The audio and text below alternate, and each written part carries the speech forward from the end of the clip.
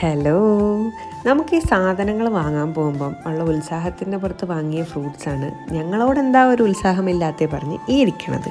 സംഭവം അങ്ങനെയൊക്കെ ആണെങ്കിലും നമ്മളത് കേടുവരുത്തി കളയരുതല്ലോ. അതുകൊണ്ട് ഇന്ന് നമുക്കൊരു ജാം ഉണ്ടാക്കാം, മുന്തിരി ജാം. എൻ്റെ ലൈഫിൽ ആദ്യമായിട്ടാണ് ഞാൻ ഈ ജാമിലൊരു ജാം എന്ന പരീക്ഷണം നടത്താൻ പോകുന്നത്. മുന്തിരിയെ ക്ലീൻ ചെയ്തെടുത്തു. അതിൻ്റെ കുരു കളയലായിരുന്നു ഒരു ടാസ്ക്. കുറേ കുരുക്കളൊക്കെ ഞാൻ നുള്ളിപ്പെറുക്കി കളഞ്ഞു. പക്ഷേ പിന്നെ അത് തീരാതെ വന്നപ്പം ഞാൻ തന്നെ മുന്തിരി അങ്ങോട്ട് കഴിക്കാൻ തുടങ്ങി. അല്ലാതെ ഇത് തീരില്ല എന്ന് എനിക്ക് മനസ്സിലായി. പിന്നെ മുന്തിരി ജ്യൂസ് ഉണ്ടാക്കലായി. പിന്നെ ഒരു വലിയ പാത്രം എടുത്ത് അടുപ്പത്ത് വെച്ച് അതിൽ വെള്ളം വച്ചിക്കലായി. പിന്നെ ഞാൻ ചിന്തിച്ചു, ഈ ജ്യൂസ് കഴിക്കാൻ വേണ്ടി എന്തിനാണ് ഞാൻ ഈ പാത്രത്തിൽ വെള്ളം വച്ചിക്കണത്? ആവേശം കുറച്ച് കൂടുതലായതുകൊണ്ട് തന്നെ വെള്ളം വറ്റാൻ ഞാൻ കാത്തു നിന്നില്ല. ആ ജ്യൂസ് അങ്ങോട്ട് എടുത്ത് ഒഴിച്ചു. പിന്നെ അങ്ങോട്ട് കൈയെടുക്കാതെ ഇളക്കലാണല്ലോ. ഒരു നിമിഷം എനിക്ക് നാട്ടിൽ പായസം വെക്കണതൊക്കെയാണ് ഓർമ്മ വന്നത്. വീട്ടിൽ അമ്മ സാധാരണ വൈനും ജാമും ഒക്കെ ഉണ്ടാക്കുമെന്നല്ലാതെ ജാമിൻ്റെ അടുത്ത് കൂടെ ഞാൻ ഇതുവരെ പോയിട്ടില്ല.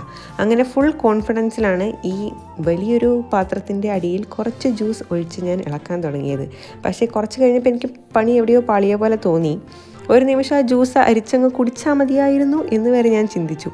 പിന്നെ ഞാൻ ഇതിനെക്കുറിച്ച് കുറച്ച് പഠനങ്ങളൊക്കെ നടത്തി. സംഭവം ഇങ്ങനെയൊക്കെ തന്നെയാണ്, പക്ഷേ സമയമെടുക്കും.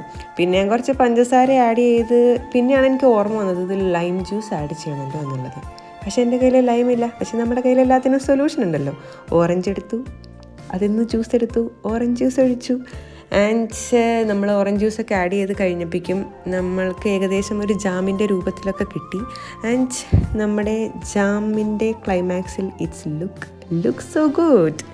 ഇങ്ങനെയായിരുന്നു അപ്പോൾ നമ്മുടെ ജാം ഉണ്ടായിരുന്നത്.